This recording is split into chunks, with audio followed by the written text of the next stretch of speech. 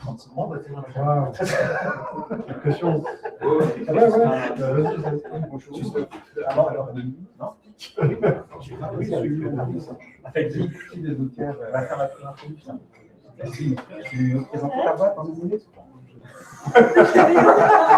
Tu viens d'arriver chez nous. On fait partie des petits derniers. En plus, t'as un beau site. Quand tu. Tu peux te mettre là et ça fait dans 2 secondes. Tu peux installer l'installer avec Serbian.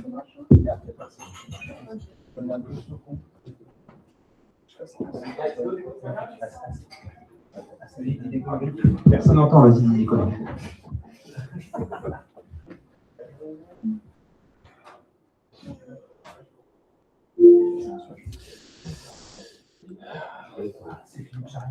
Deny.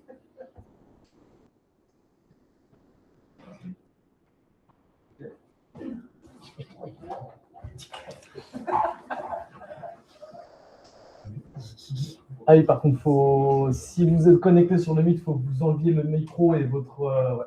Nickel. Merci. Sinon, on va avoir les gros sons. Je te laisse.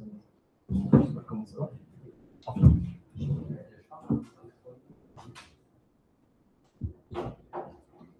Attends-nous. Ouais.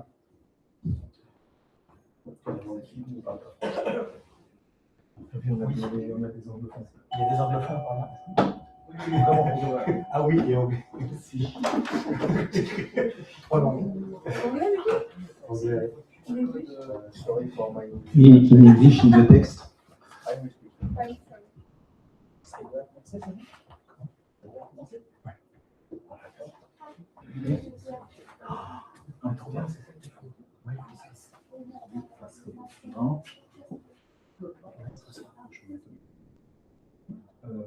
Ouais, j'ai filmé, je crois que c'est là, Et Celui-là, ouais, juste un. Ok. Je pas trop long, puisqu'on va taper aussi. You will have a little bit of light in your face for the speakers, but I guess that's the reason you're here, so everything should be fine. Okay, everybody, so welcome. I'm Abdoulaye from AI Thinkers, Paris. We are a community of data scientists, AI engineers, and software engineers with a focus on AI. And we organize a lot of events in order to share knowledge. So today we will have a few speakers who came especially for Devoxx. They will share with us what they've been building in AI and what's they enabling you to build with their technology. So we will have Sébastien from Siam. He will be the last one to speak, and just before him, we will have Philippe, George, David, and Guillaume. We will share us what they are building at Docker and their brand new technologies. But just before letting them introduce themselves, I'd like Guy Gordon, our host tonight, to tell us, like in a minute, who they are, what they do. Yeah, thank you, Abdoulaye. So yeah, welcome at Guy Gordon Paris headquarters. So we are a secret security platform. We are basically a developer, security engineer, anyone working with infrastructure to find secrets. So secrets is everywhere. When we speak about secrets, we speak about API key, JWT, token, anything that can let you access any resources, any infrastructure. It's basically what's on my t-shirt. Attackers don't break in, they log in.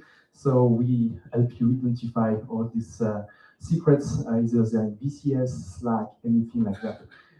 You can use the product for free. We have a very generous offer, so please go ahead, use it.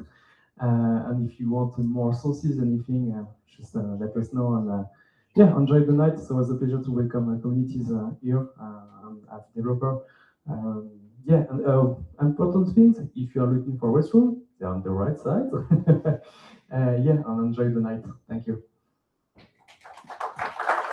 Thank you. Jeremy, that was too easy. Are you recruiting? Because I'm sure we have a lot of talent here. Yeah, good call. Yeah, we do our recruiting right now. We have a lot of opportunities. Please go on the Geek Garden page. We have the careers. We are looking for AI engineers, software engineers. Yeah, please have a look. We just raised our Series C, so yeah, we are scaling up. Rich. Thank you. Okay, great. So this is the first important QR code. Please scan it if you haven't been scanned when you came in, because our AI agent tried to follow your attendance, and based upon that, when we don't have enough room, we prioritize people who have been to our past events. If you're looking for jobs, Geek Garden or not Geek Garden related, you can scan this one. And if you are recruiting as well, you can scan this QR code and let us know who you're looking for. And at the end of the event, to let our speakers know how well they did or how bad they did, please scan this one so that you can give a feedback, but you'll receive an email as well with the link to that survey, because they're here for Devoxx. So this is like their kickoff, and we're trying to help them like getting better and better and getting ready for tomorrow. So tonight, after Geek Garden, our market sponsor is Docker. And for those who don't know who Docker is and who are in this room, who are not supposed to be here, please, I'd like to introduce who you guys are. Hi, everybody. I'm Jean-Philippe. I'm a software engineer working at Docker. So Docker is sponsoring this meetup because we are not only doing containers, but we are also trying to address the AI market and trying to secure your AI agents. In the room, you will find a lot of engineers. Feel free to ping us, ask us questions. You have engineers working on low-level stuff. You have AI engineers. Don't hesitate. Most of us are working on the tools we are going to present you tonight, so we can give you details, etc. And we are hiring. Exactly. We are hiring. Thanks. Yes. That's the question I was about to ask. What I would suggest to you guys, for those who haven't seen it, you have a networking tab just right here. If you click on it, you will see the profiles of all of the attendees, first and foremost. And based upon the information you gave on your profile, if you click on suggested, if you're looking for a job, if you're looking for a mentor, if you are trying to hire people, on this tab, you will see in the event who you should talk to. It's going to be personalized. So, Philippe Chayer, Principal Solutions Architect, I guess we are supposed to speak at some point. You can help with technical architecture. Cool. And you try to promote Docker wherever possible. So basically, you're not investing, but take advantage of our platform in order to meet people, and you can let serendipity do the thing as well. So that being said, I think we are ready to start. And if you would. Yes. Thank you. Welcome.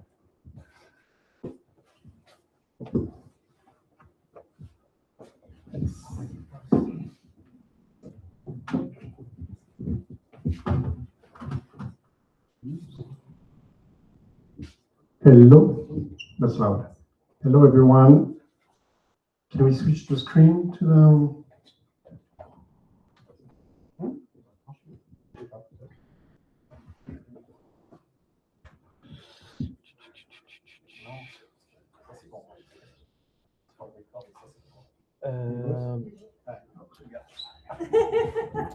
Qui est-ce qui partage son écran? Votre écran.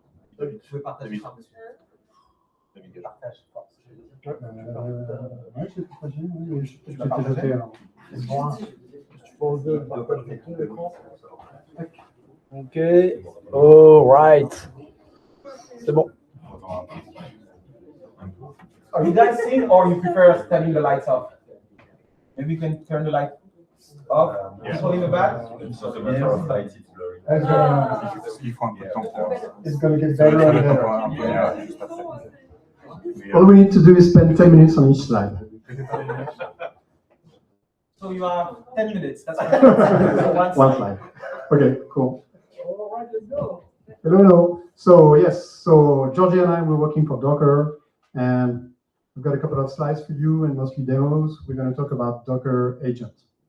Docker Agent is our agentic framework, but it's also what we call the Swiss Army knife of agentic framework. So there's plenty of things you can do with it. We're going to show you only one thing today. And it is the kind of tools that we are working on at Docker to help you really change the way you develop, really change the way you work with AI, and we use it every day ourselves. Georgie?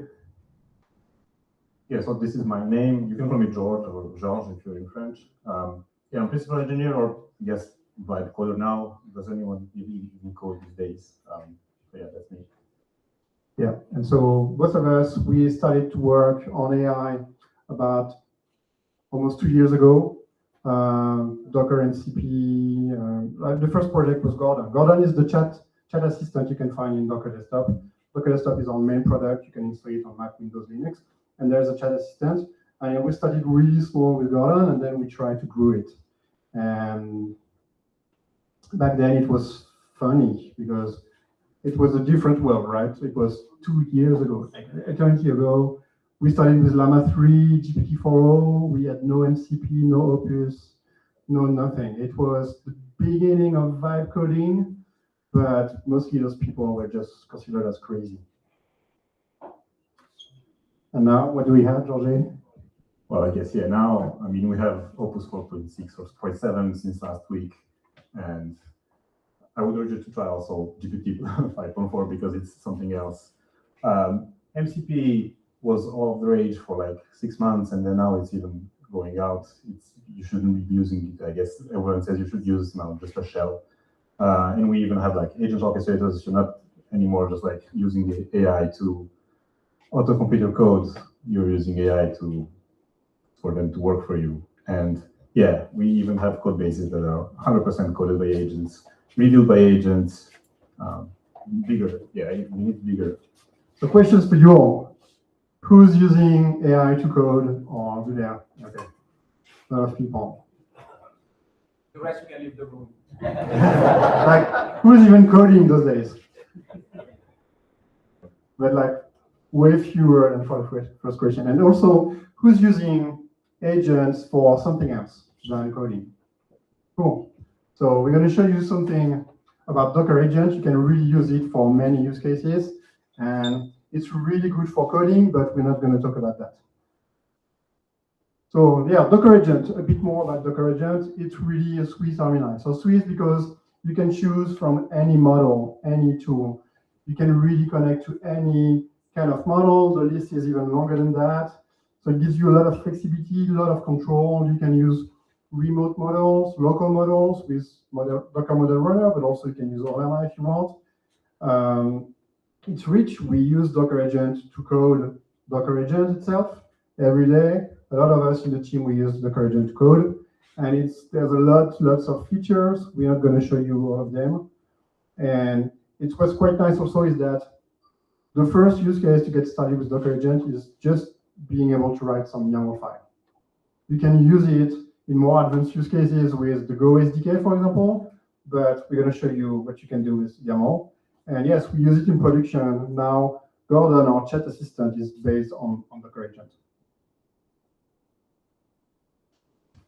So, you want to show us the first demo? Yeah, this is the demo that I love the most. Yeah, so you can have very useful agents with Docker Agent, but also you can have the least useful agent, and one of them is the pirate. Yeah, this is an agent that's a pirate. So this is Docker Agent. We have like a TUI. I guess if I make it smaller just for you to see, because we have, I mean, there's much more. Yeah, I have like a sidebar and everything, but if I make it bigger, it goes away. So you can say, how are you? And normally the Wi-Fi is okay. Yeah, it tells me how are you, matey. So we have an agent that talks like a pirate. I just Control C. Yeah. Yeah. So very useful. Yeah. The nice thing about it, the good thing about it is that you can show us the YAML. It's only you need to be able to write this to have this agent. And you've got a full TUI, a full agent. You can talk to it through the Go SDK. It's really powerful. It has no tools, just a good prompt, funny prompt.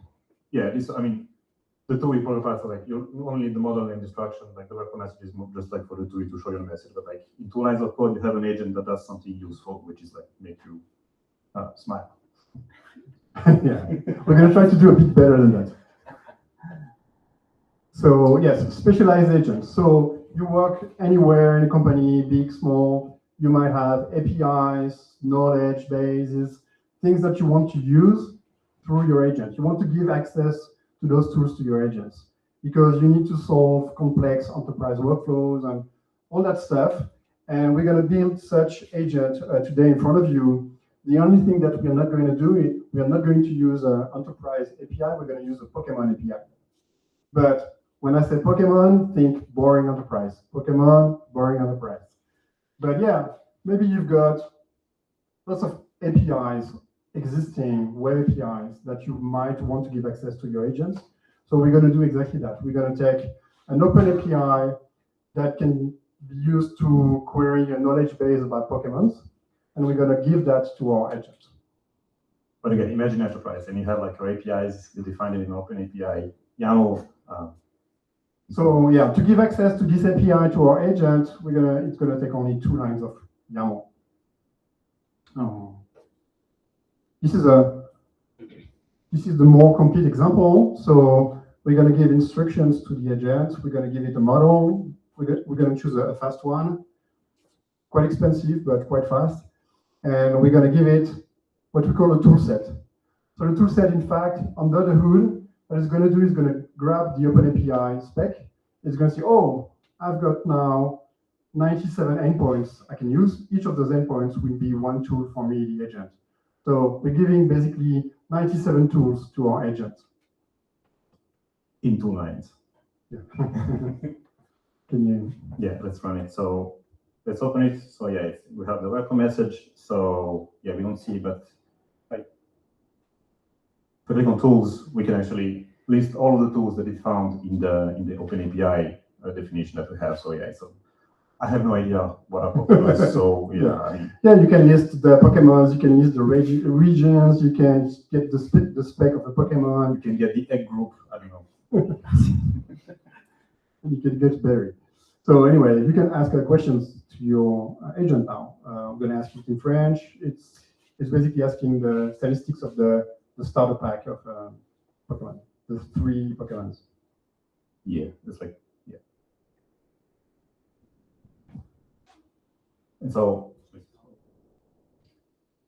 it has the tools, so you can call them. So you can see it did 3 tool calls here. It called for the 3, I don't know, Balbuzar, I don't know what it is, but like it calls three more tools, and then it got the answer and gave you like the class more. It's hard to. Yeah, Big Bizarre is the best for some reason. Yeah, yeah. But think enterprise, you know. So yeah, so this is to show you that just having an existing tool with its OpenAPI spec, you can plug it into an agent, and the agent can start doing some interesting things for you. And you don't have to think about the API, you just ask a question to it. But we came up with a more advanced version of it. Yeah, more advanced, which is, this one is kind of nice. Doesn't work. Doesn't work? Yeah. Oops. Okay. You know what you have to do.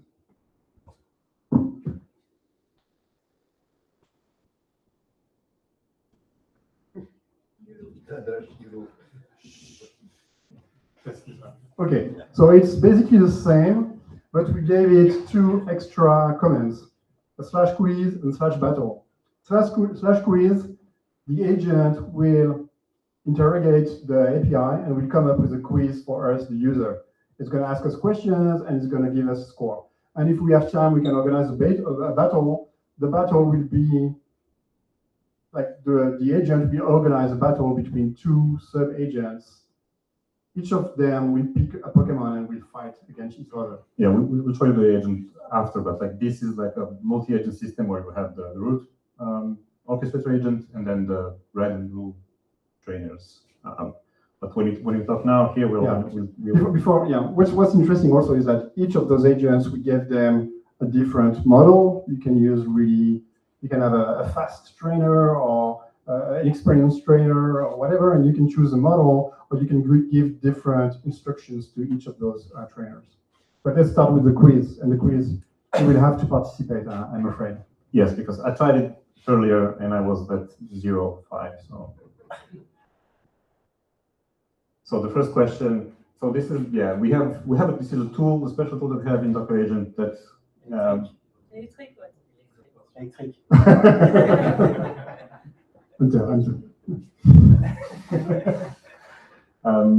It's a special tool. I know.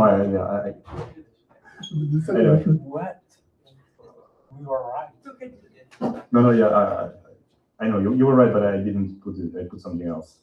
Anyway, this is a way for the LLM to give you questions, and so we can show a nice UI. So basically, this is one line of configuration, and you can even have your agent talk to you like this. What is this? Order. I don't know. Nobody knows. What? 20, 30? The interesting thing here is that the tool we gave to the agent is a tool to ask questions to the user. And this is typically what you would do. For example, if you use Cloud Code to code, you have a plan mode. And the plan mode will ask you questions to verify that what you ask as a set of features, for example, it has enough information to implement them. So here we gave exactly the same tool, which is a way to ask you questions, but for a game. But it could be for any other things. And the LLM will decide by itself, when to ask you questions and what to do with the answers. Does anyone know?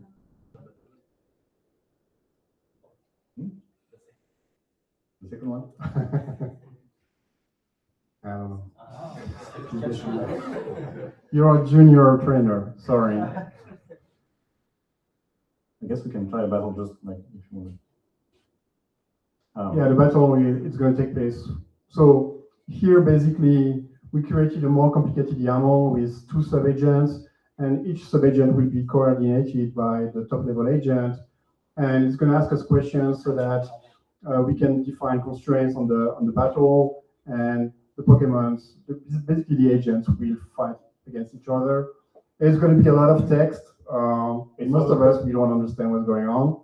No, you can't really follow. But what's interesting that you see the root agent calls each one, and it's like, hey, what are you doing? Then it will answer hey, I'm doing this, and then the battle will go on, and then someone will. Yeah. And under the hood, it's using again the same API.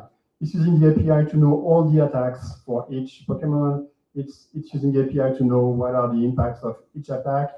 All of that, it's backed by real data. That's not data that you find on the web. It's something you find on your own APIs. And if we want to show you maybe maybe. I don't know. Maybe we can show you the YAML for that. Yeah. It's really not. Do you have it? I don't know if you have it. No. Nope.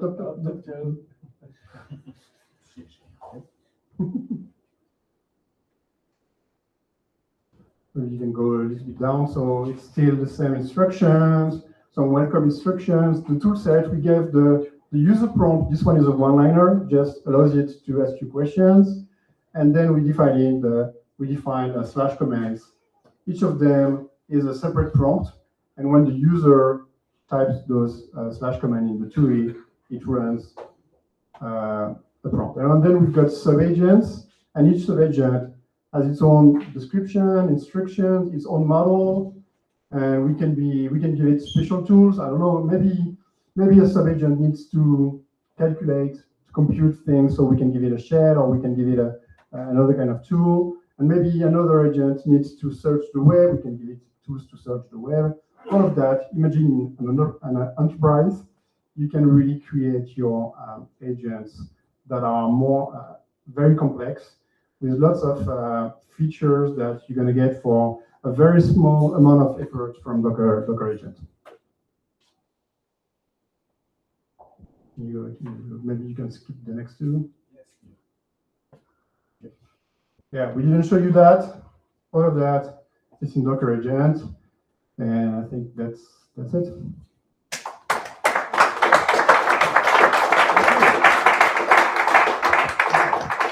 Do we have questions? We have like 5 minutes for questions. Yes, thank you for the talk. I have a question about, because you showed like 97 tools.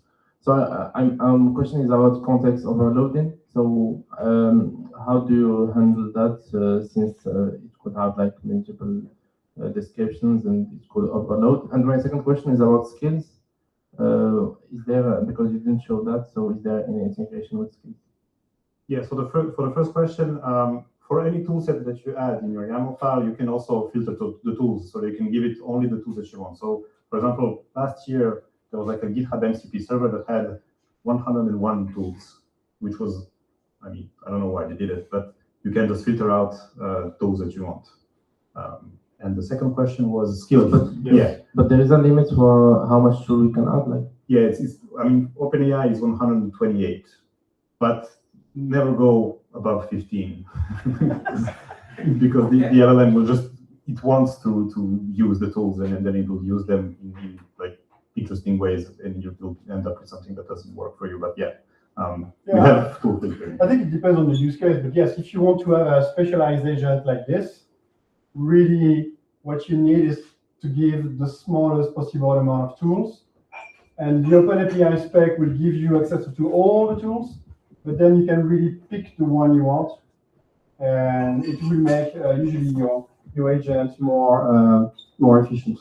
Yeah, and what's nice, I think, about Docker Agent is like by default it doesn't do anything. So what you have in your YAML file, that's what we send to the LLM. So you can really tweak what you're sending to the LLM. And skills, yeah, if you add skills through your YAML, your agent will be able to use skills. As simple as that. It's a nice way to tinker a bit with agents, how they and even the different LLMs, like how they work in different setups, because it's like it's declarative, it's just a YAML file, and you can really try out different things. Yeah.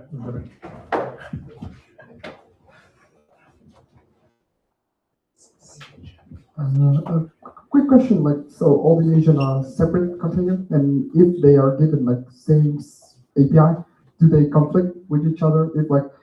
If there were, for example, read-write API, right? Would they be conflict as they use same file, or should it exist in different containers? So here, nothing used any container here. Like the agent here is not using a container, it's not running inside a container. So all the agents, they all run in the same process. You can connect to other agents through A2A, for example.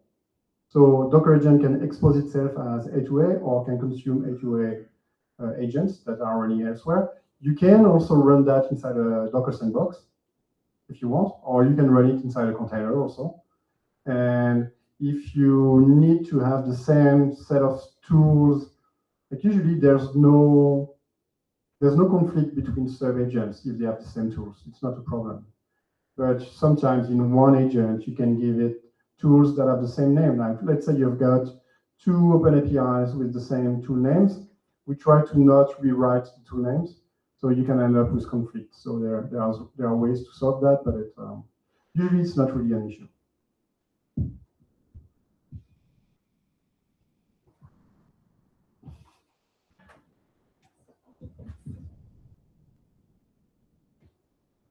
Could you please share more information about how behind the scenes you are handling the memory between agents and inter-agent communication maybe, and following up to that, this is very fast and good for local testing, especially with online models, but where do you see currently in terms of building something on top of this, like for more than one person?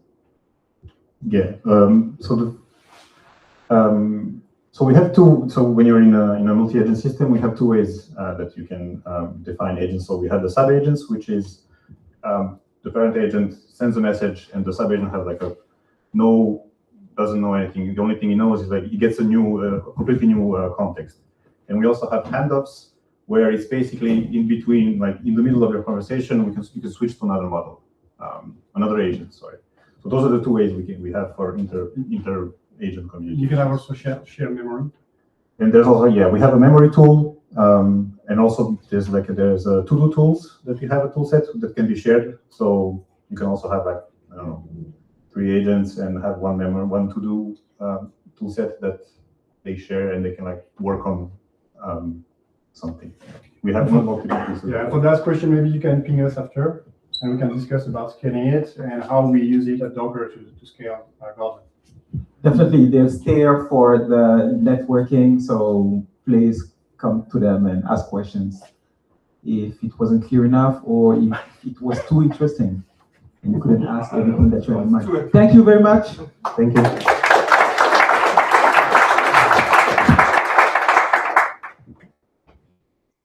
Yes, and our next speaker is, I let him introduce himself.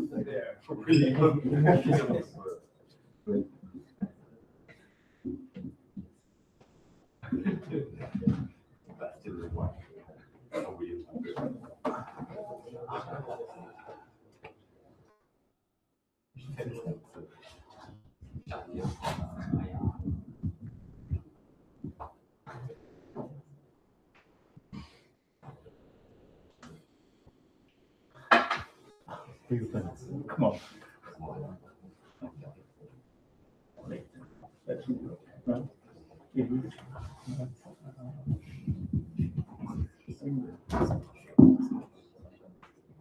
'Security stuff. I need to read.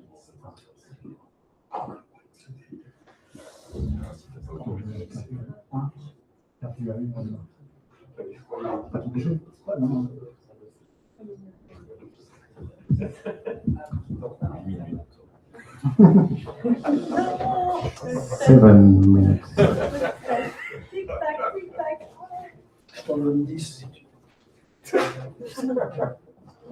You have 7 minutes left.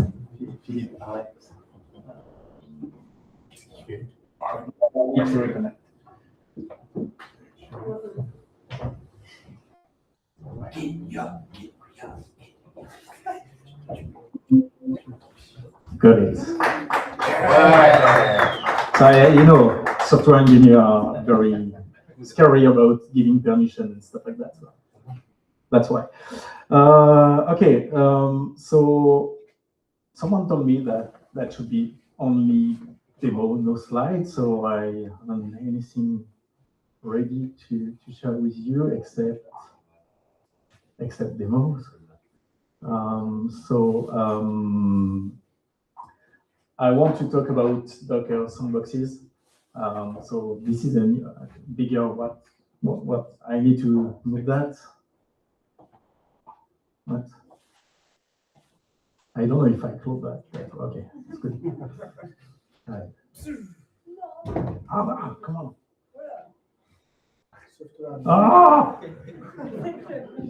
Inception. No, that's fine. At some point. Yeah. Come on. What the hell is that? Okay, I know it's just because I'm sharing what okay. My bad. Inception. So yeah, what I want to share with you is how you can run your agents in a safe way using YOLO mode. Because we are all fed up to just answer to the agent to say, okay, you can read that file. Okay, you can access to this website. Okay, you can make this API call and blah blah blah. But as I said, there is no way I give YOLO mode on my laptop to any agent. No way. So how can we handle that? Yeah, I know you are doing that, guys. So this is there. But I don't want to do that. So we introduced Docker sandboxes. And what it will do, it will create for you a micro VM with its own Docker engine running inside. And that will start a container with your agent installed inside. So, for example, I'm starting a Cloud agent on a project, and that's it. It's done. You have a secure way to run your agent. No. That's because it's not about giving autonomy to the agent or just giving less permission to just restrict it. It's how can we give as much as autonomy as possible and be sure that we can control what the agent is doing. So this is the purpose of Docker agent. So it's not really easy to do a demo with Mike, but anyway, thanks, David. So I just asked the agent ensure. So this is I start my sandbox against a simple web project with a backend and a front end, and the backend is in Python. So I will ask the agent to ensure all the backend tests are green. But I didn't set up anything. So basically, what your agent will ask you, it will ask you to okay, I need to do pip install, I'm allowed to do that, and blah, blah, blah. And then it doesn't ask me anything, it's just doing it. Okay, no way I run that on my machine. No way. The same for npm or whatever. But now I'm in the secure, and you figure out that at some point, okay, I need a sudo to run that command. It did it by itself. Cool. So I will just stop it. Maybe I will open a second one. Just at some point, David, can you help me again? This agent will need to execute an application, so I want it to build it during that time. So let me, no, okay. So what I want to show you, okay, sorry, I forgot to remove the logs.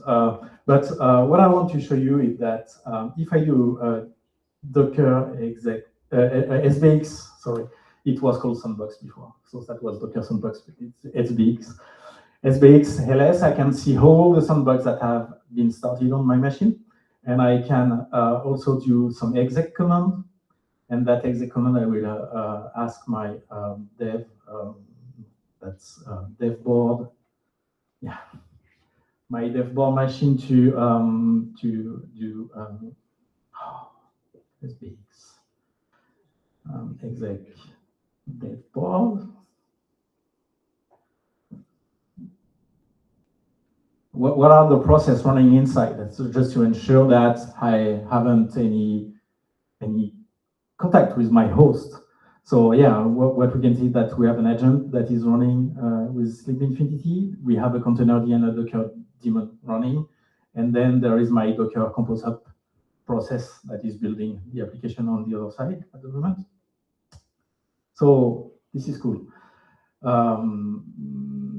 There is a TUI also, and maybe I will need to, okay.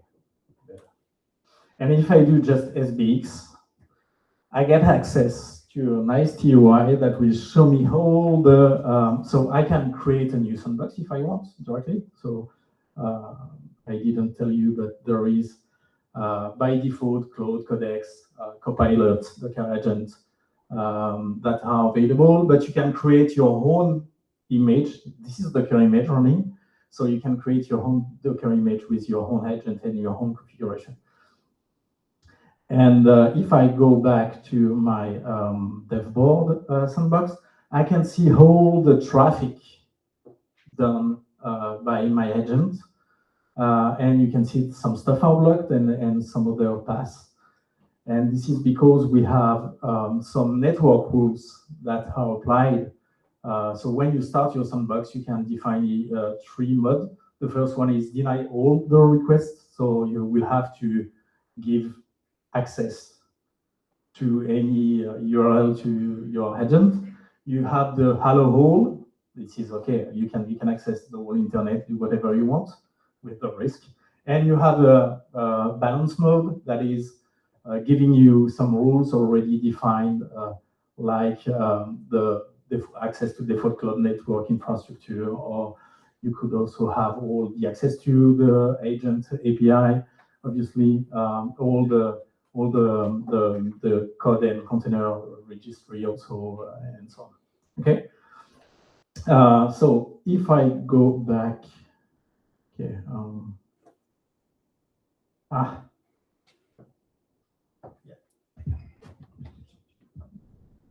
Yeah, but with the screen sharing, it's complicated. Okay. No? My Heidi is doing weird stuff. Okay. So if I do SBX, let's see, dev board exec.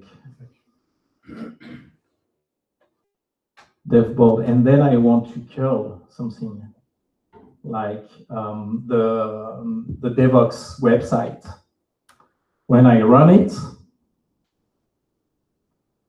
you will see that I'm blocked. You say, no, you don't have access to that.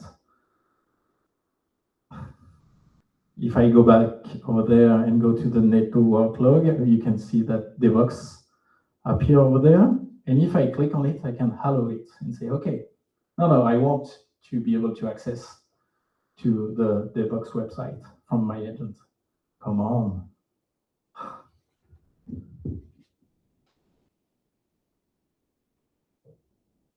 So if I did it again, I will get access to the Devoxx website. So I can finally define the rules, network rules I want to use, and allow or not my agent to access to certain network or not. Okay, what about secrets?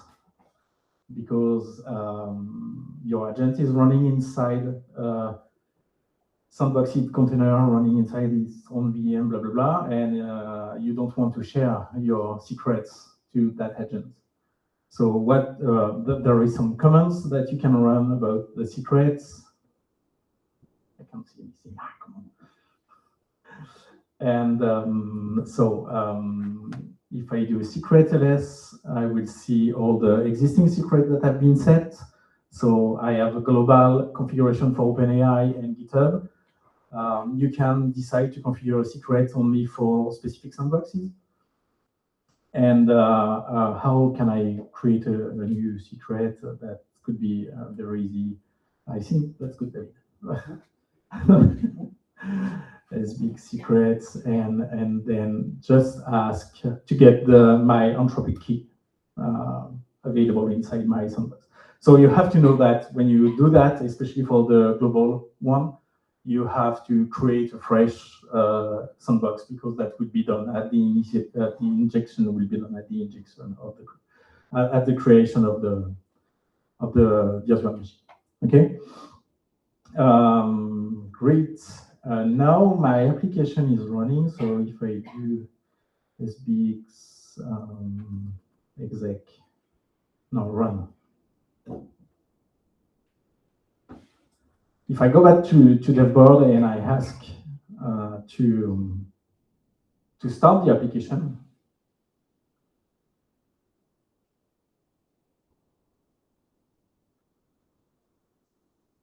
so this is obviously I'm working on good Docker Compose. I'm using Compose, so I ask the agent to run Docker Compose up, so it will spin up the application. But how can I test it?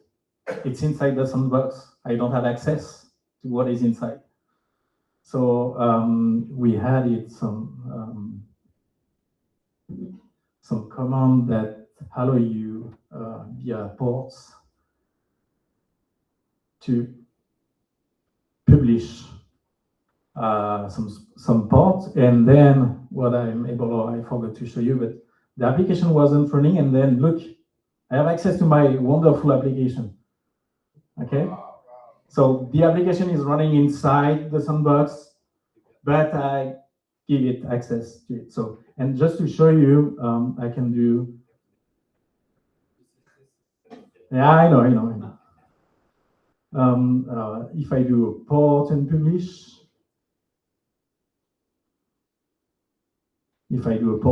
come on, I unpublished the wrong one.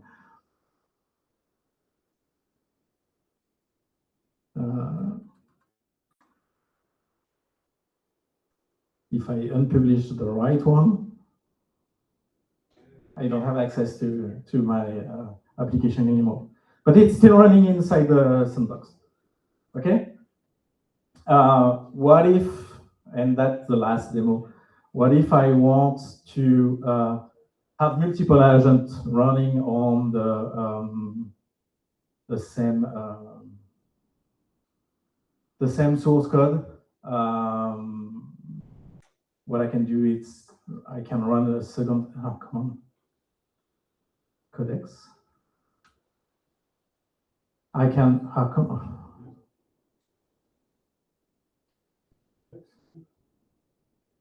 should have the second one.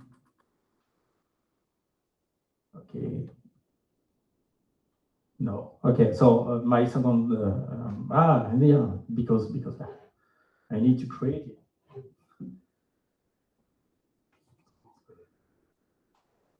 Yeah, I should give it a name first.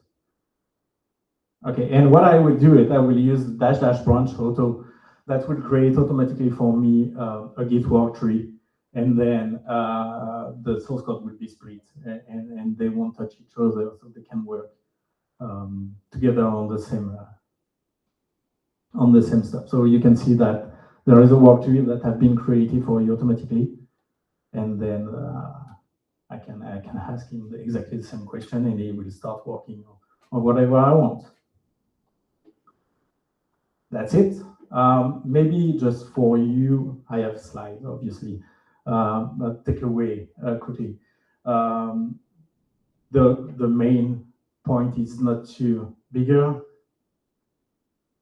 The main point is to give autonomy to your agent, not to block him, but also you have to let them work alone. But for doing that, you just need to have the right boundaries to allow them to work. And you have to manage also what they can access to. So having a fine-grained network policies, be sure that you can manage the secret injection into them, will make your life easier. And for the one who want to test it, this QR code is giving you access to a workshop based on the same application I have done.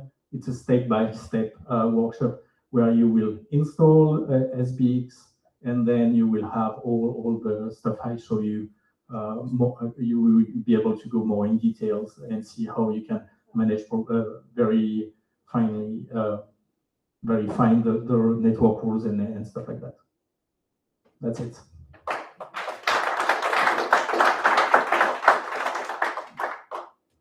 Thank you very much for the workshops and the QR codes, but we expect you guys to come back and do real live workshops if you don't mind, because you're doing a 3 hours workshop, I think, at Devoxx, and all of us can afford Devoxx.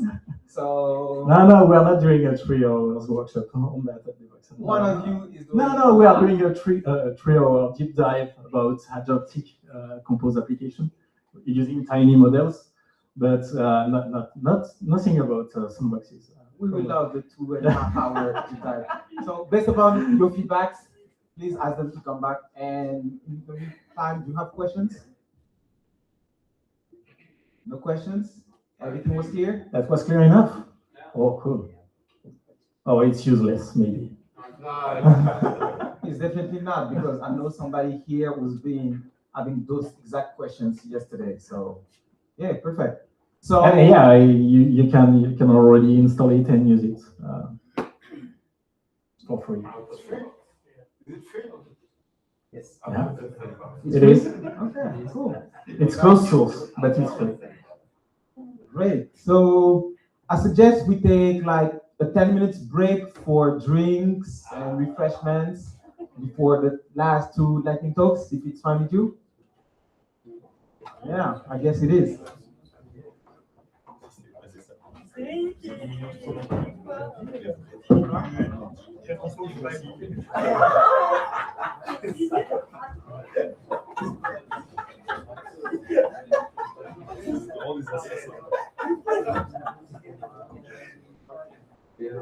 C'est pour ça que mon préféré les compagnies en d'autres.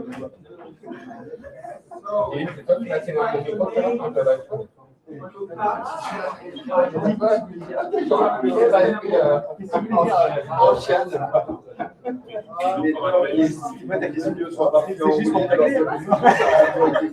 oui,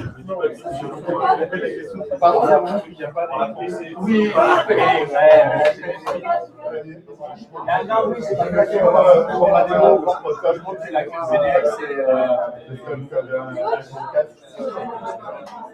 avec le petit fourré à Miguel, c'est pas fait. Mais moi, je sais que ça peut vous moquer. Ça va, oui.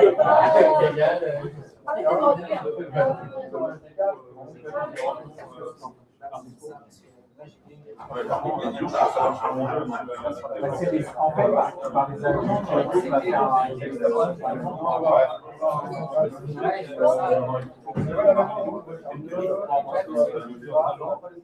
éventuellement,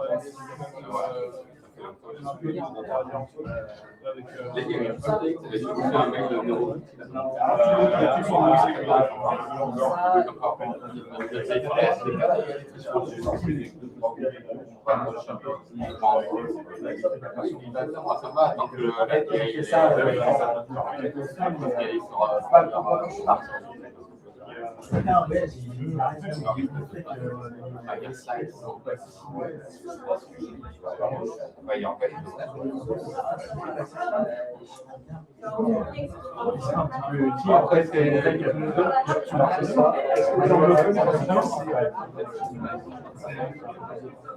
question de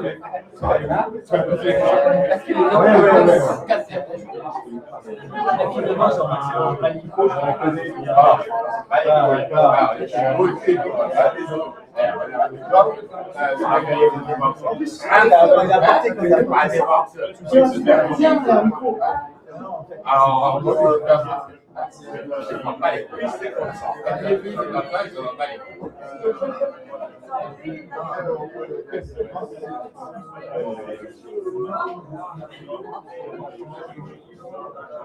Ouais, c'est une chasse. En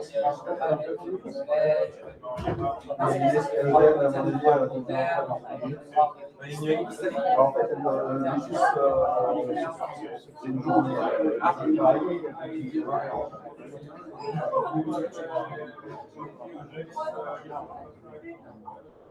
donc là, elle a une vue sur mon art. L'année dernière, j'ai vu sur l'écran. J'ai mis une équipe, c'est bien. Je suis content de ça parce que c'est mon table de premier. Et il y a un peu la rue. C'est pas les grosses je me rappelle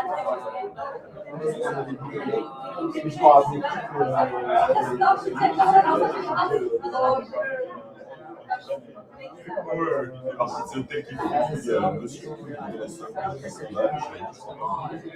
s'il faut laisser lisez mieux le truc, le CV déjà. Je sais pas, par contre, on passe par des la CV de la boîte, elle est saison, mais pas au chiffre. Alors,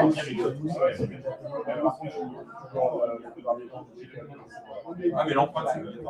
C'est ça, vous savez,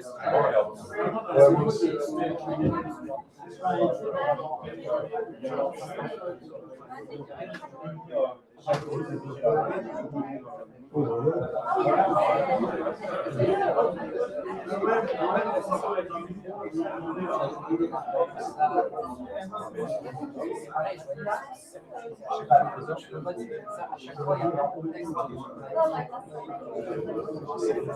n'y a pas moyen de faire des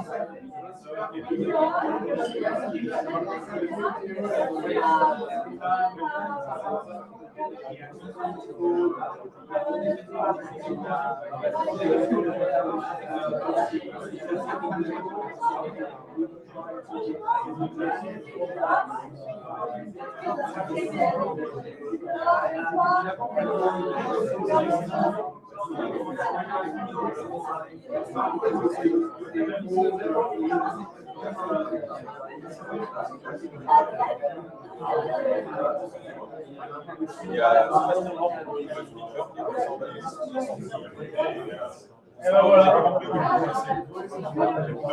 c'est moi aussi, je peux faire ça avec les actions.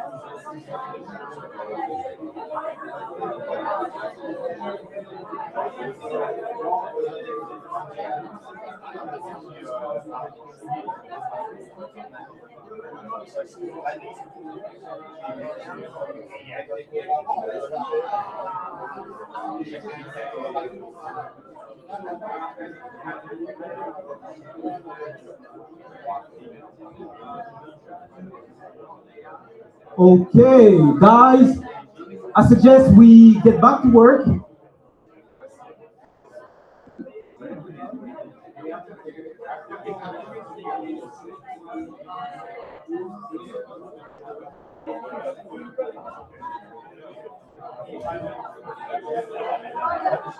Okay, let's get back to the presentation.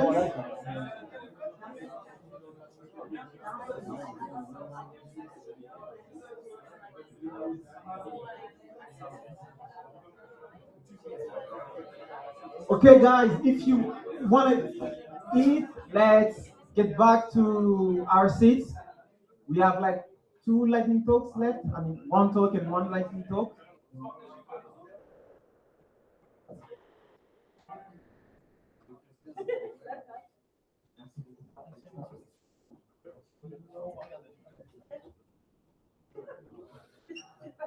Are you good to go? What? Yes, we try. Ah, tu veux ça?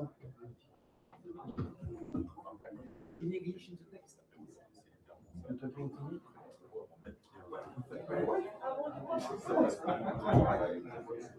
Non, mais c'est pour les premiers. Ok. Go, c'est parti.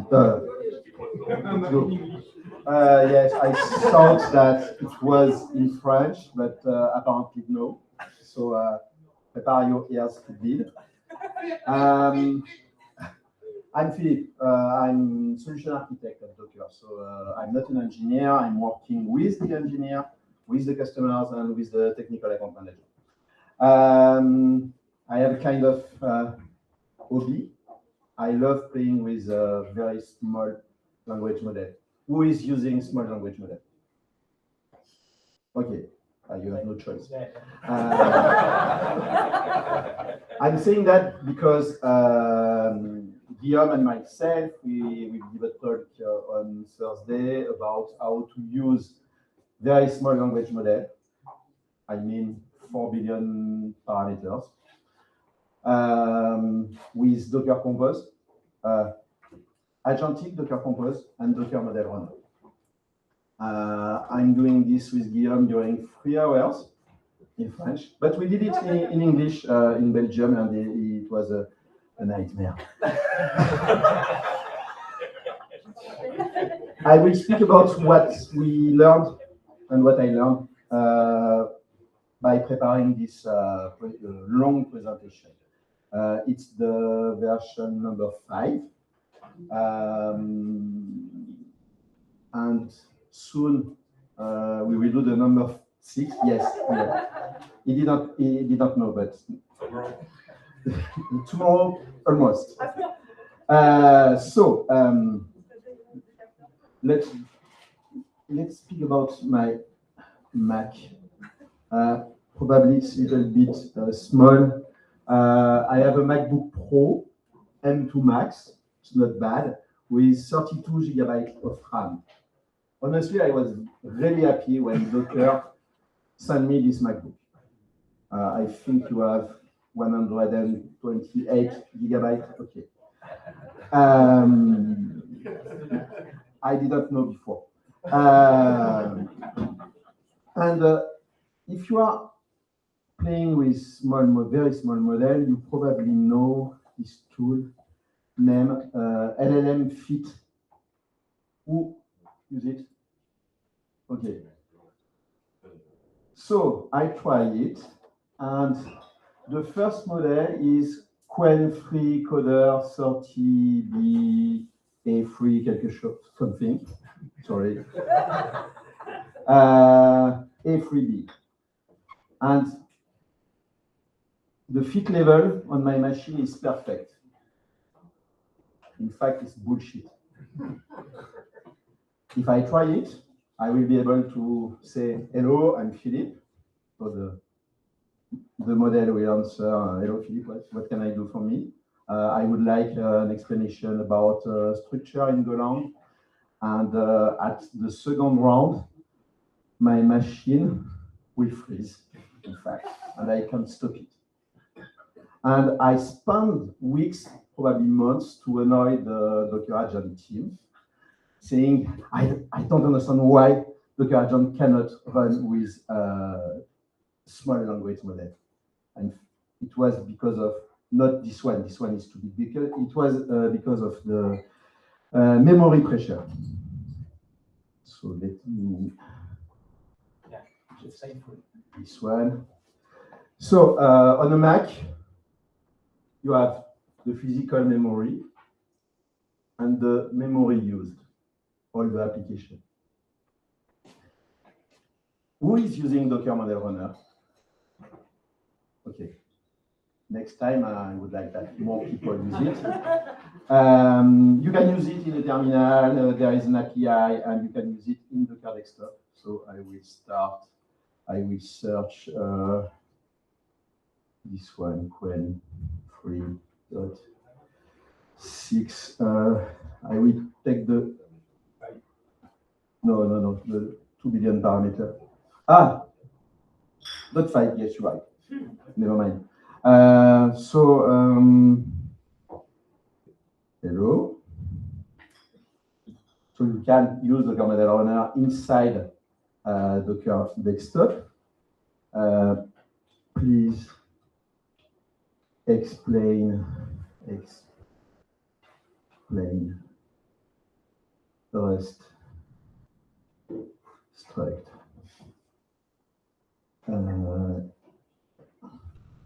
Please explain. Yes, it's enough. And the model will work. And you can see that the memory is, this one is probably too small. So let's try another one.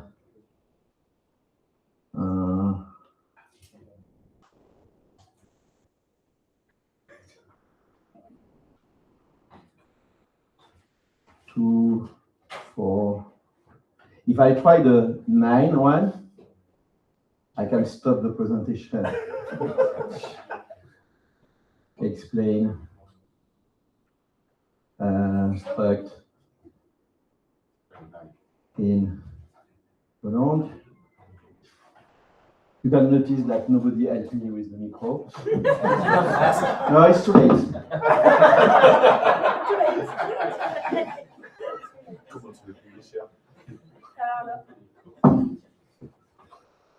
No.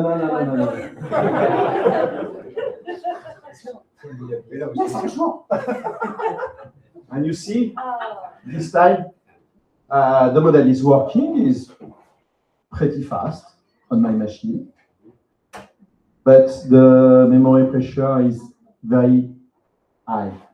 And if you want to use a second model, not the same, you will double or more the memory pressure. And if you ask more questions, you will augment the context size.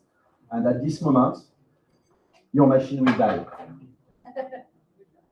It's why I had a lot of problems with Docker Agent. It wasn't the fault of Docker Agent, it was the fault of me. So before, there was always a DNS issue. And in my case, it's always a memory issue. I'm not sure to be able to do the other demonstration because of the memory pressure, but it was the conclusion of what we will present in 2 days. And in 2 days, we will speak about something we call Compose and Dragons. So how to create a role-playing game in text mode. The first version was a dungeon crawler game. The new version is changing. Guillaume and myself, we are not game designer. No, we are not game designer. And I have yes, this is the first version of the dungeon. Every time you move, the application is creating a new room with monsters and description. But it's totally ugly. So we did a second version. It's not anymore a dungeon crawler. The dungeon is generated in advance, and after an AI agent is looking at the map and add description and monsters. I will try to run the map generation and just copy paste because nobody helped me.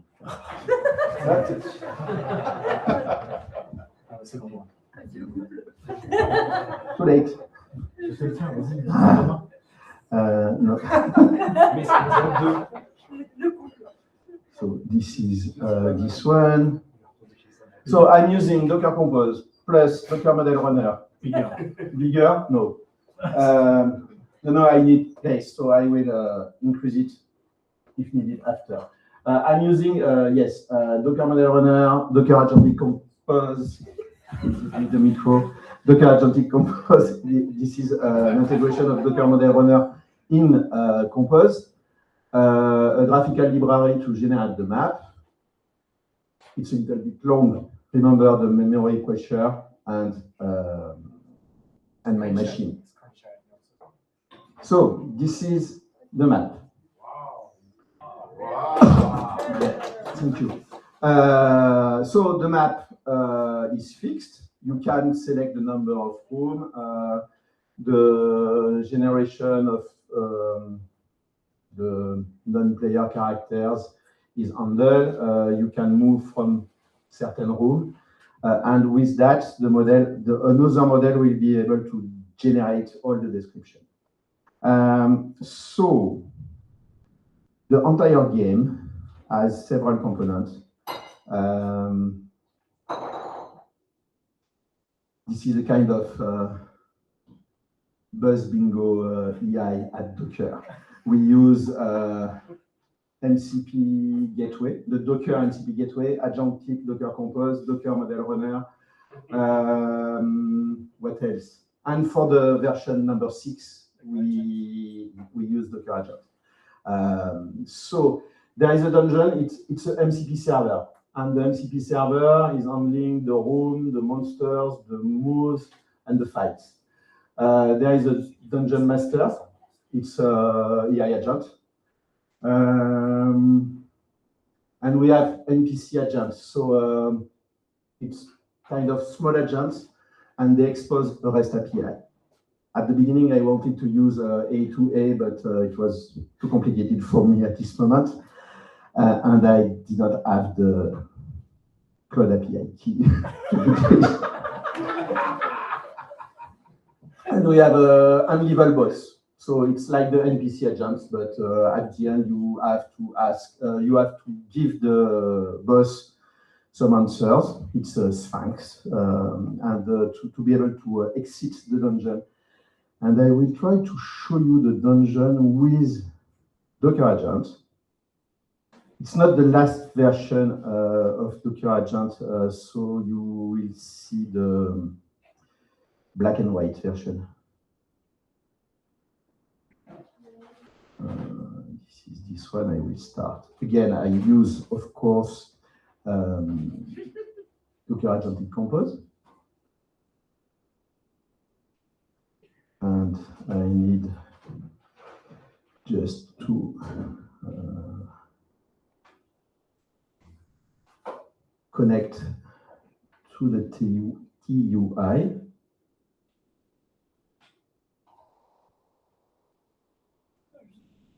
Okay, so I'm only using small models and local models.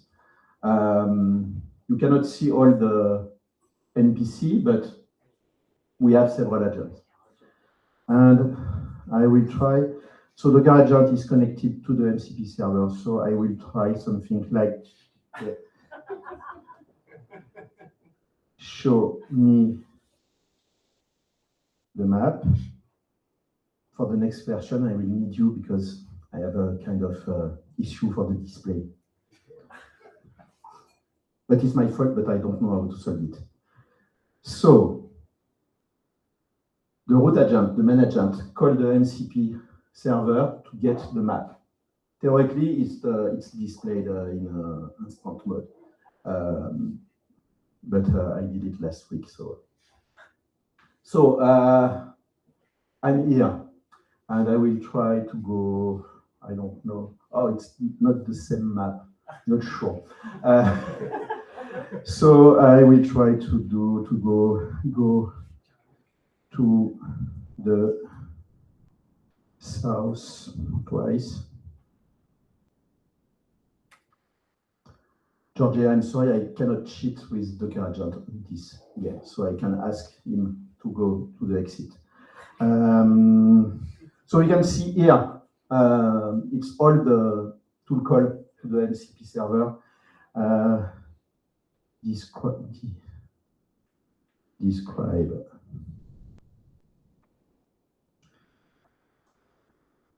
the room.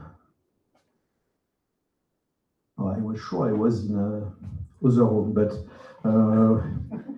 I want to speak with one of the NCP. So go to the north twice.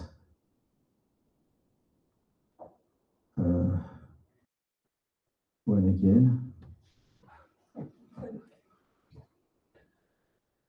Okay. Describe. You can use tab. Okay, so show.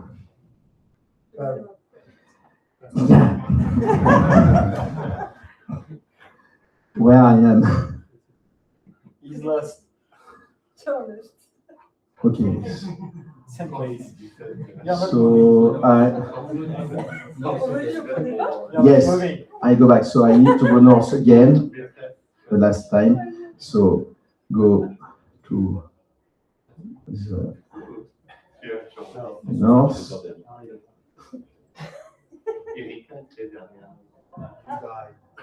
You cannot move. Should we come back tomorrow? Oh, I try to speak another one.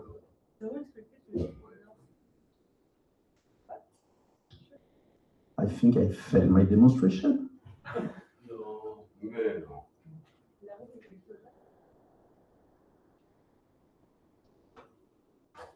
Okay, so now I'm using another agent.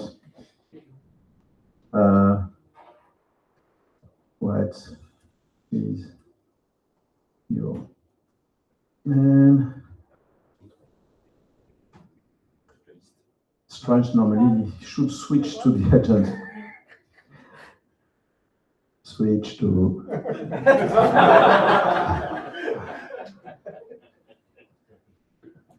Yes, but it's a small model. Yeah. Okay. And last question, and I stop. Oh, even without the question. Yeah, small model, so slow. It's slow. So this is the end, in fact, of the presentation on Wednesday.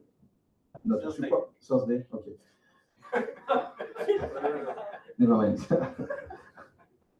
I need to not forget to go to the talk. If you have questions, it's now. Thank you.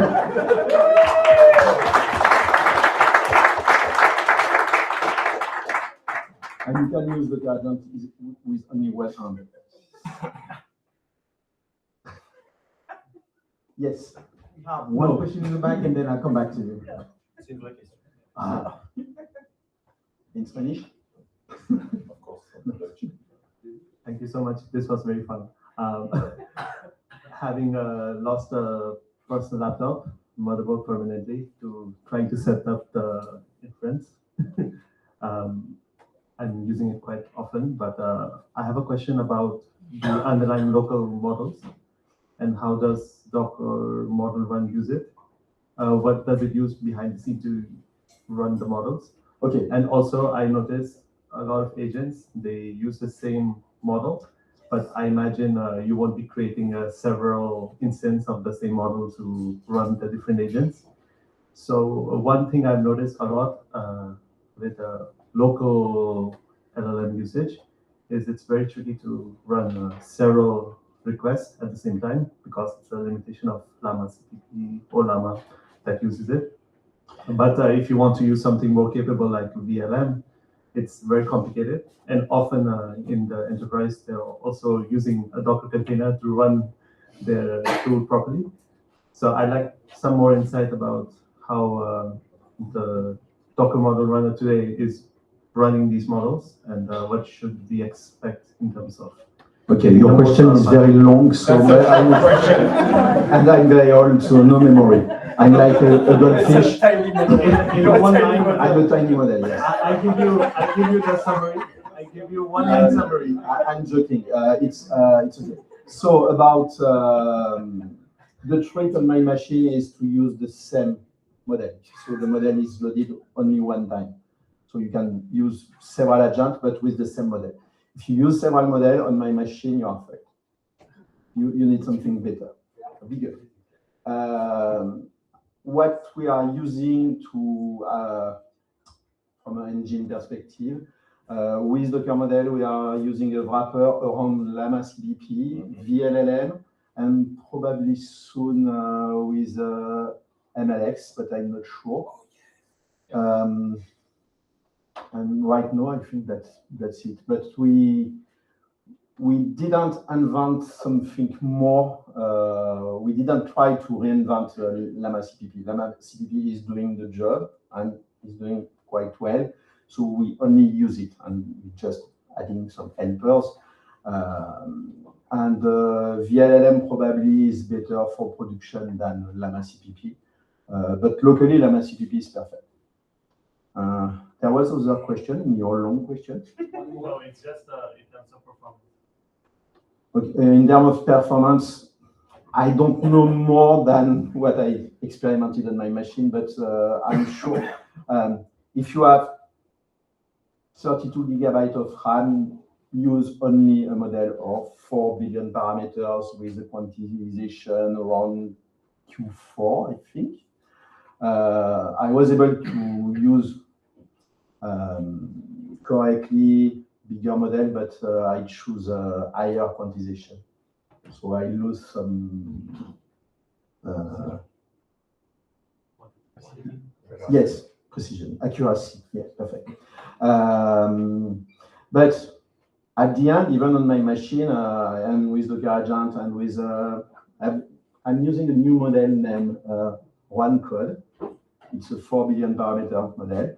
And I'm able to do some helpers to scaffold simple application to start by myself, my own development.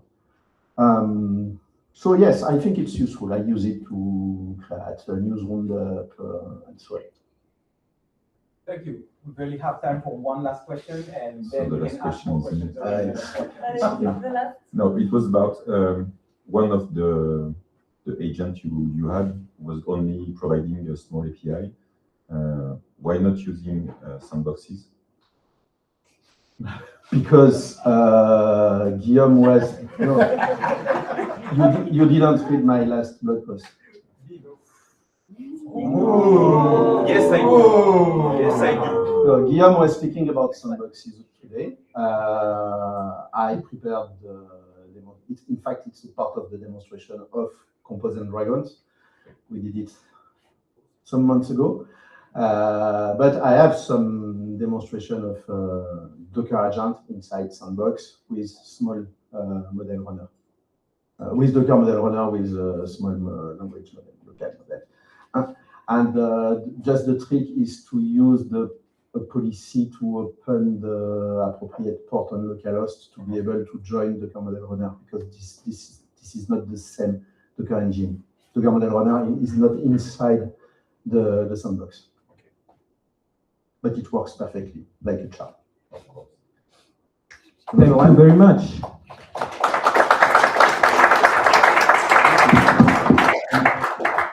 And last but not least, before woo! Make some noise for. Mais je sais même pas, il faut rejoindre un mythe, c'est ça? Là, on m'a pas dit. On a accepté mon code ce matin. Tu te connectes à ce meeting. De dicter. Tu sais. Comment je fais ça? Tu lances Meet, tu meet et puis tu fais join et tu rentres ça. Mais tout le monde va. He's older than me. Not sure.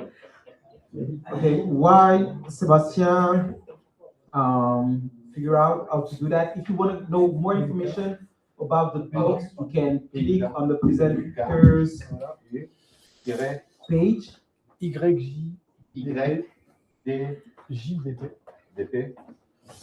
And there you will have a view project page link. So Check your meeting code. Make sure you enter the correct. Je crois qu'il n'était pas d'accord avec mon code. PQ G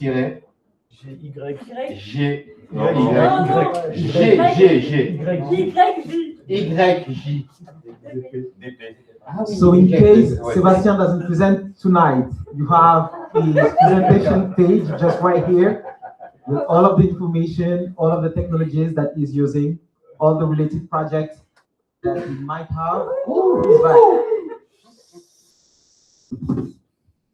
Crazy. Join now.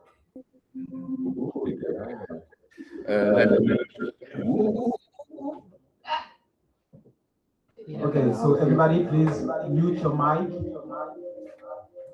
And Sebastian, you can mute. Okay, I'm good to go now? You're good to go. Okay. Awesome. Why? Oh, I probably need to share my screen as well, no? You're definitely sure. Should be better. I can just talk if you want. That will be a bit boring. Tout l'écran. That's going to be interesting. I probably have to restart and rejoin again. Because it's probably the first time I join a meet on this laptop, because it's a new laptop. Okay. Why are you doing all of this? Is your company recruiting, Sebastian, or is technical director? Oh yeah, sure. We are recruiting really smart people. Okay.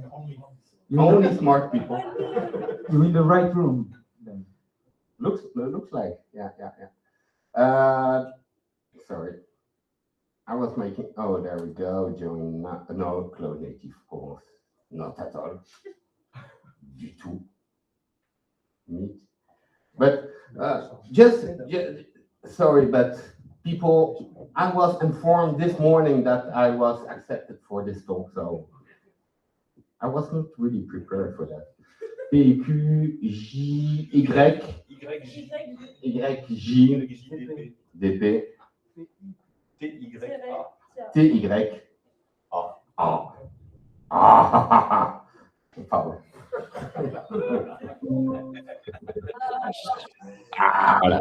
Là, ça va.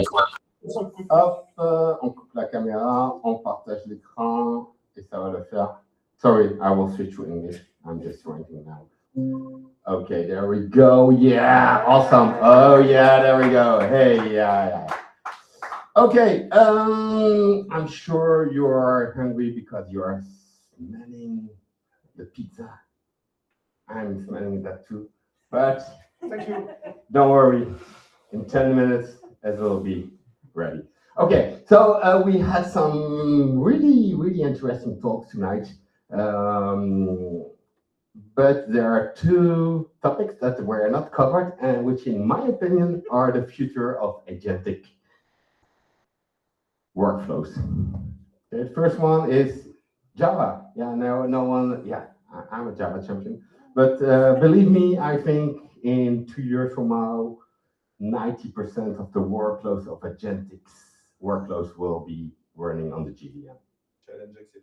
Challenge accepted. You can mark my words. Okay. Second thing, where will be those workloads be running? Well, you can have a guess looking at my cap. I'm probably sure they will all be running on Kubernetes because it's already the operating system of the cloud native, and it's there to stay. Okay, so again, I was not supposed to give this demo, but here I am, and I loved giving live coding demos. And usually, I'm also a big fan of running domain LLMs locally. I was a big fan of Olama, but then someone that gave a talk just before me, and we were just sitting here. Hey, have you tried Docker Model Runner? I said no. Yeah, give it a try. And then I read an article about Olama that is fucking around with the open source community with Llama CPP, and apparently they're doing really bad things. So I said, okay, let's give it a try. And there we go. Because I say, and Philippe tell me, you know, they also expose if you use Docker domain, Docker Model Runner, it exposed just an OpenEA compliant API. So you just can use any of your libraries that use OpenAI, and it will just work. And you can see it here. So I'm just using an OpenAI library using Quarkus, the best Java stack ever. If you want to be in the future, use Quarkus. Okay, don't use Python or all those things. That's funny for when you are at school, but when you are in the industry, use real stuff. And you can just point to a domain, to a model, okay? And it's just like, you can do like something like Docker, and I'm doing that with just one hand. You want some help? No, I'm good. Docker model list. So if you're used to Olama, you can just do something like that. Okay, Docker model list, you get some models. So you can see I have some cryptic domain models there to embed some stuff. But I got this one here, Llama 3.2. I'm used to use this one. And I said, okay, let's try this with this model. I got a really simple application, and I can show you this application. It's a chatbot, okay? Sorry, back 2023. But agents, chatbots, it's the same thing. It's just buzzword marketing shit. So it's the same thing. Anyway, here, I got a chatbot here. You are a helpful assistant that provides information about countries. Wow, best chatbot ever.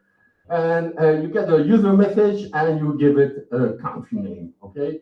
And then it will ping a model. In this case, it will hit the Llama 3.2 running on Docker. And yeah, before I deploy it on Kubernetes, let's give it a try locally. So I do nvn, no, not this one.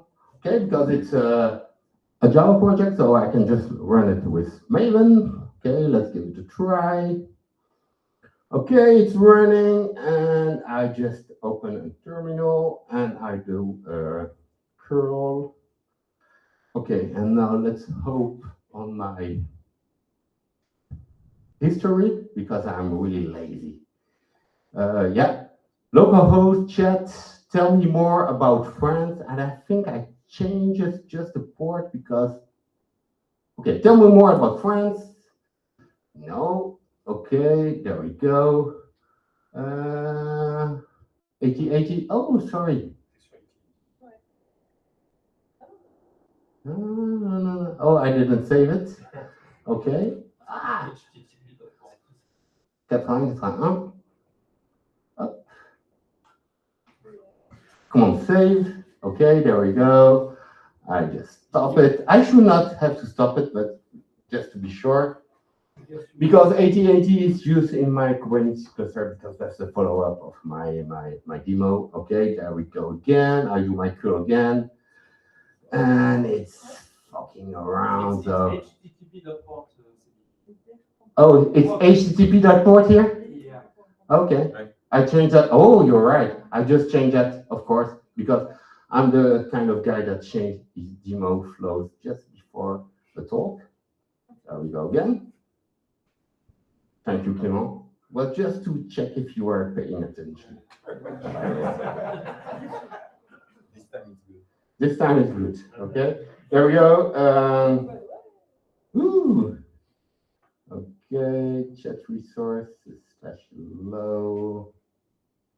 Okay.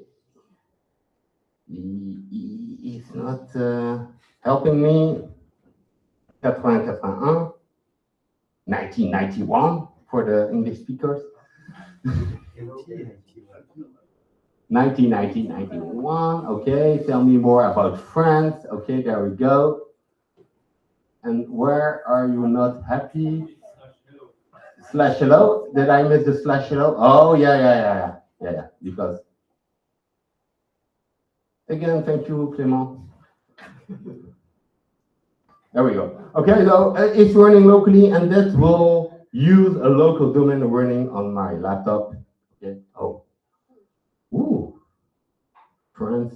Okay, that's running locally. I did this demo this morning in the plane, so no network. So it's using. You can check it here. If I go to the Docker desktop and you go to my models, you can see it's running there. If I go there, I should probably see all the requests. Tell me more about France. You can see it here. That's cool. I love this. Okay. So, but the next step is okay. I got this. What do I do with my application? Well, I make a container with it with Docker. Okay. I push it to the Docker Hub, and now I want to run it on Kubernetes. Okay.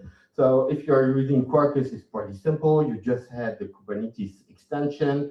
And in the target, you will have something like that generates for you a deployment, a service, and probably something else. I don't know. Let's try it. Let's see if we are connected to a Kubernetes cluster, kubectl cluster info. Sorry, it's really hard with one hand. Non, ça va aller, ça va aller. kubectl kube control. How do you say it, Aurélie? Please explain to me. Kube controller. I'm from the south, so I have to say a kube controller. Kube controller, create a namespace,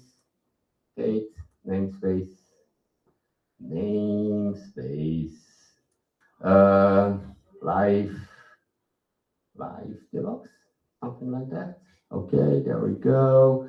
And let me go into this context. Kubernetes live Devoxx. Okay, I'm in the context. If I do a kubectl really hard with one N, get pod, I should have no pod. Okay, and let me apply what I just had. Apply .f target Kubernetes. There we go, and let's use the YAML one. Okay. Okay, so now I should have a pod that get deployed. There it is. It's already winning. You can see there. And if I do a kubectl exec, I go into this pod. Okay, I'm connected to this pod. I'm realizing it's really at the bottom, but if I do a curl, the same curl that I did here, no. I'm so lazy. Curl,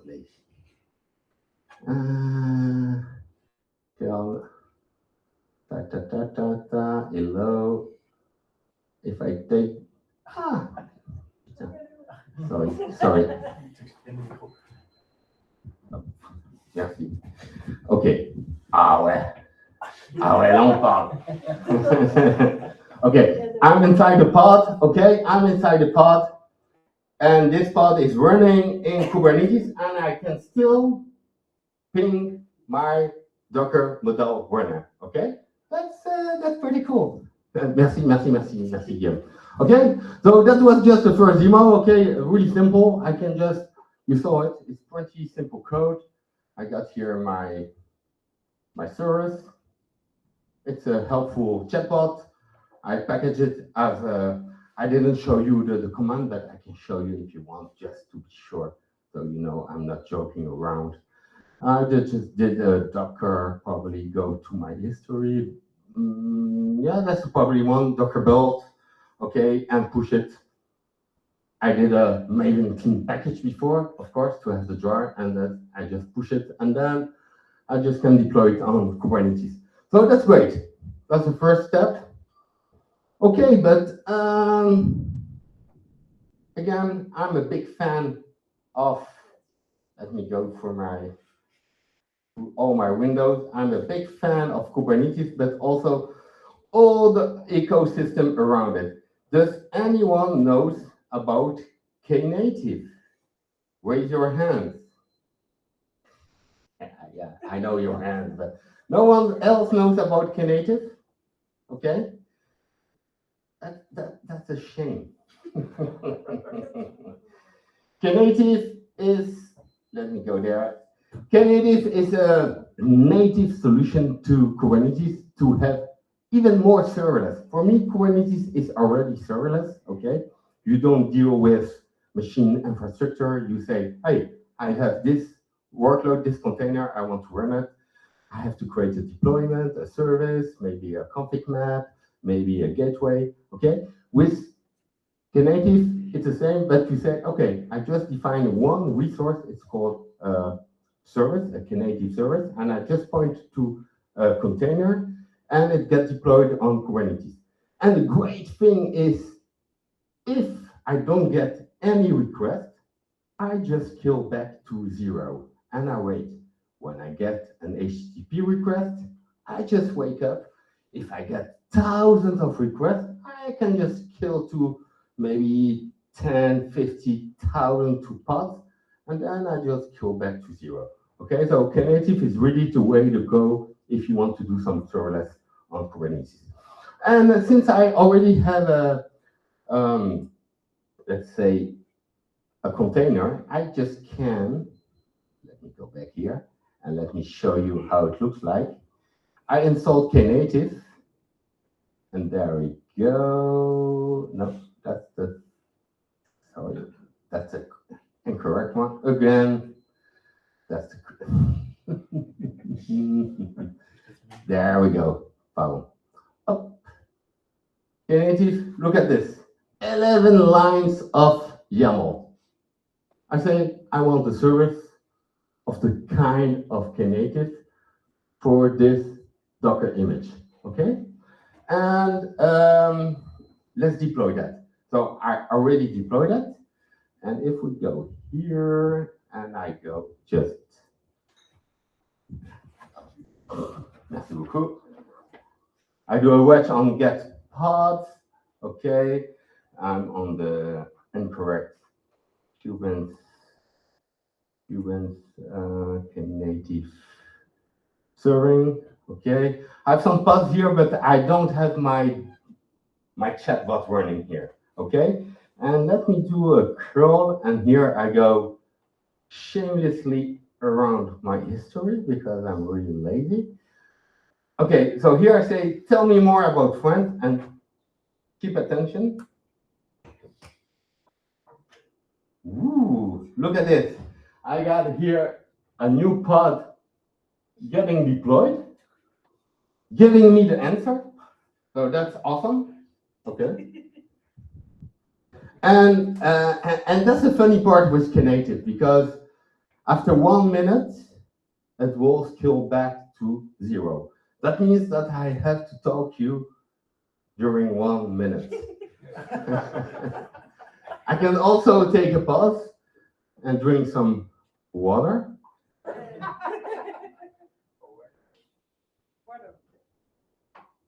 Okay, but I got my answer here.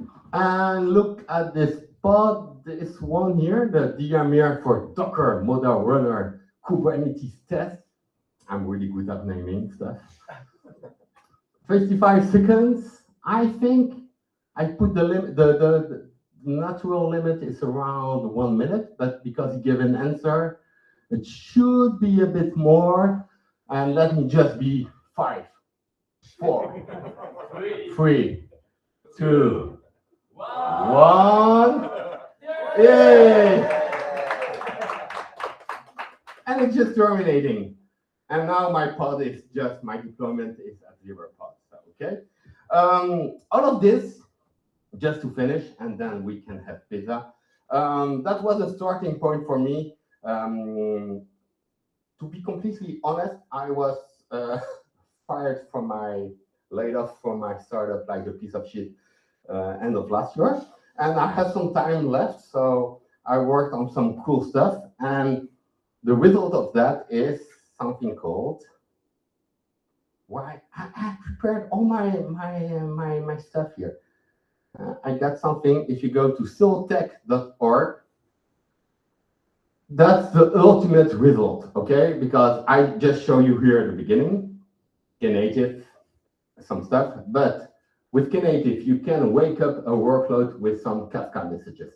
And what I created is also an operator, some CRDs, and basically, I'm a bit competing with you guys at Docker, and I'm just on my own. But just with a few lines of YAML, you can deploy a lot of serverless agents, okay? They can communicate together, they are persistent, they have a shared memory using Redis, because memory, when you scale back to 0, what happened with the memory? Well, we are using Redis for that. So go there, siltech.org. It's just an open source, completely side project stuff that I'm doing on my own. But I just wanted to show you the beginning of my reflection. Hey, I love Java, I love Kubernetes, I love Knative, I love Agentic workflows. Let's see what we can do. And slowly I came to this kind of framework. So yeah, that's it.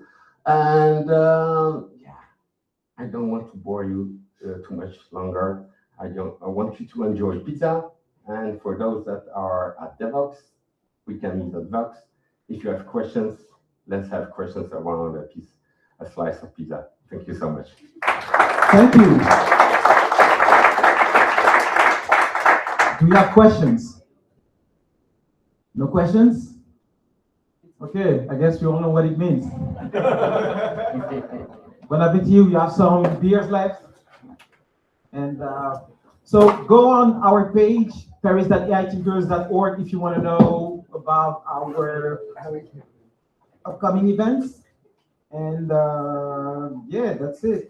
Enjoy the rest of your night. Talk to everybody.